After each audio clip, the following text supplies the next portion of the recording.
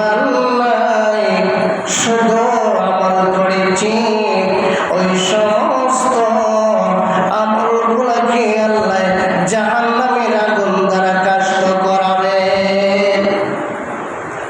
ইমান দরকার আছে কিনা? হ্যাঁ, আপনি ভালো ছাত্র, পরীক্ষা দিবেন, প্রিপারেশন নিচ্ছেন, কিন্তু এডমিট কার্ড নাই, রেজিস্ট্রেশন নাই, আপনার পরীক্ষা দিতে পারবেন না, হলে ঢুকতে দিবে না।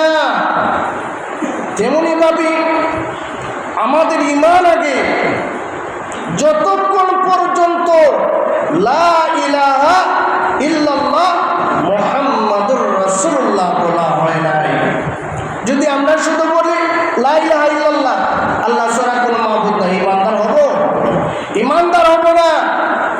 যতক্ষণ পর্যন্ত আল্লাহর হাবিবের উপর ঈমান আনছি না, কারণ আল্লাহকে সবাই মানে, বিভিন্ন ভাষায় 5000-এর মতন ভাষা আছে, বিভিন্ন ভাষায় আল্লাহকে মানুষ ডাকে, কিন্তু অনেকে নবীকে মানে নাই। যেই নবীর উসিলা আল্লাহ তামাম জাহান বানাইলা, ওই নবীকে মানে না। হ্যাঁ, খার উসিল্লা সিন্নে খাইলা মোল্লা সিল্লায় না। যেই নবীর কারণে আল্লাহ দুনিয়া বানাইলা, মানুষ বানাইলা, ওই নবীকে আমরা মানতে চাই না। অনেকে বলি আমরা, অনেকে নবীকে আমাদের মতন মানুষ বলি।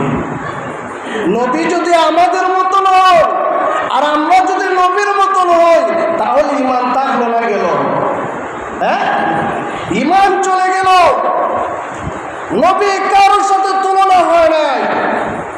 নবী হলে